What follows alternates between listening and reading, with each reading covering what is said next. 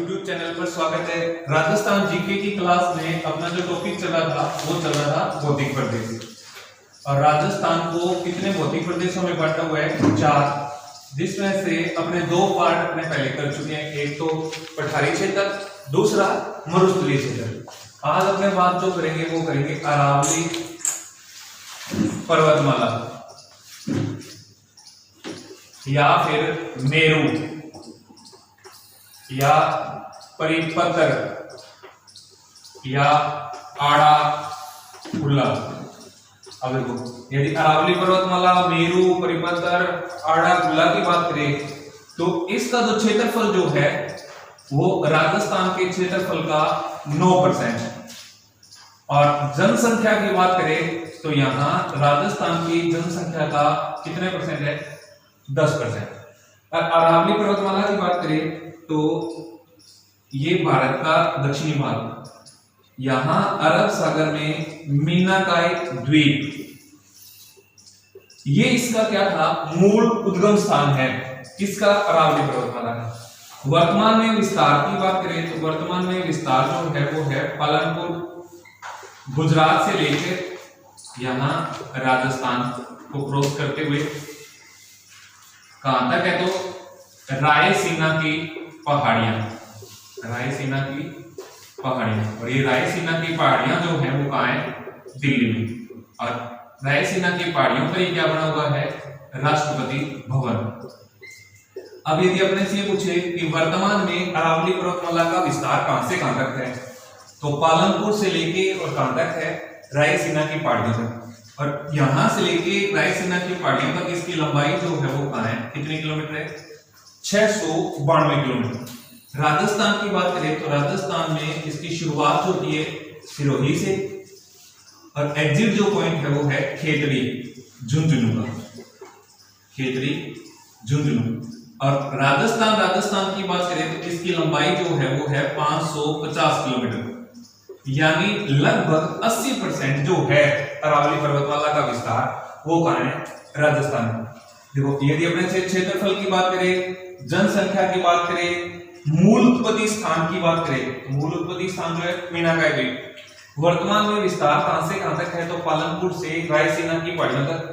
कुल लंबाई की बात करें तो कितनी है? 692 किलोमीटर। राजस्थान की बात करें तो 550 किलोमीटर। उसके बाद में यदि अपने से पूछे कि अरावली पर्वतमाला वाले क्षेत्र में बरसात कितनी होती है, तो 50 से 60 सेंटीमीटर वार्षिक वर्षा औसत होती है, वार्षिक वर्षा औसत। इस कारण इसको क्या कहा जाता है? साथ में समवर्षा रेखा। अब समवर्षा रेखा क्यों कहते हैं? क्योंकि राजस्थान में यहां हड़ौती क्षेत्र में सबसे ज्यादा बारिश होती है 80 से 120 सेंटीमीटर। यहां जो सबसे कम होती है 0 से 120। ये बीच में अरावली पर्वतमाला जो है वो इन दोनों का एवरेज है। 0 और 120 के बीच में कितना है? 60 है। तो 50 से 60 तक की जो वार्षिक वर्षा औसत है वो होती है अरावली पर्वतमाला में, इसलिए इसको क्या कहते हैं? समवर्षा रेखा। उसके बाद में इस एरिया की मिट्टी की बात करें, इस एरिया में मिट्टी जो है वो है पर्वतीय मिट्टी। और इस पर्वतीय मिट्टी की खास बात क्या होती है? इसमें अम्लीयता ज्यादा होती है, अम्लीयता सर्वाधिक होती है। अब अम्लीयता ज्यादा होगी इसका मतलब शहतूत, सेब, नाशपाती, ये जो क्षेत्र है वो किसमें सबसे ज्यादा रहेंगे? तो इस पर्वतीय क्षेत्र में प्रमुख रहेंगे। उसके बाद में यदि अपने से पूछे कि अरावली पर्वतमाला का सबसे ज्यादा विस्तार कहां है? सर्वाधिक विस्तार, तो अरावली पर्वतमाला का सबसे ज्यादा विस्तार जो है वो है उदयपुर जिले में। और यदि अपने पूछे न्यूनतम विस्तार कौन से में है, तो न्यूनतम विस्तार जो है वो कहां है? अजमेर में। और यदि अपने से पूछे सर्वाधिक लंबाई किसके साथ लगी हुई है? सर्वाधिक लंबाई, तो सर्वाधिक लंबाई जो है वो है पाली जिले के साथ। अब देखो, अरावली पर्वतमाला का सर्वाधिक विस्तार उदयपुर, न्यूनतम विस्तार की बात करें तो अजमेर, और सर्वाधिक लंबाई की बात करें तो सर्वाधिक लंबाई कहां है? पाली में। अब यदि अपने से पूछे जैसे अरावली पर्वतमाला है, इसको 3 भागों में बांटा हुआ है। ये जो पार्ट है ये है उत्तरी अरावली, ये जो बीच वाला पार्ट जो है ये है मध्य अरावली। और ये जो भाग है ये है दक्षिणी अरावली, दक्षिणी अरावली। अब देखो यदि अपने पूछे मध्य अरावली क्षेत्र में कौन सा जिला आता है, तो कौन सा जिला आता है? अजमेर। कौन सा जिला आता है? अजमेर। और यदि अपने से पूछ ले कि अरावली पर्वतमाला पर सर्वाधिक ऊंचाई पर स्थित कौन सा है, सर्वाधिक ऊंचाई पर स्थित, तो सर्वाधिक ऊंचाई पर स्थित जो जगह है वो है माउंट आबू।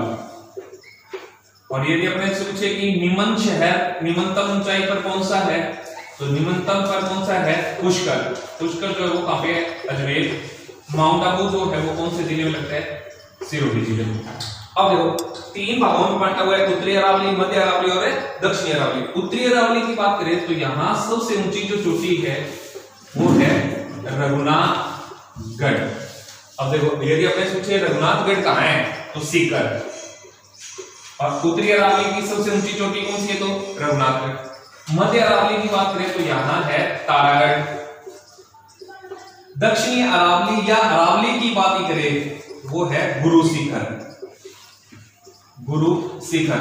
और ये गुरु शिखर कहां पे है? माउंट आबू।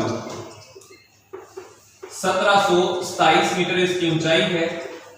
इसे क्या कहा जाता है? संतों का शिखर, संतों का शिखर या फिर गुरु दत्तात्रेय की तपोभूमि, गुरु दत्तात्रेय की तपोभूमि।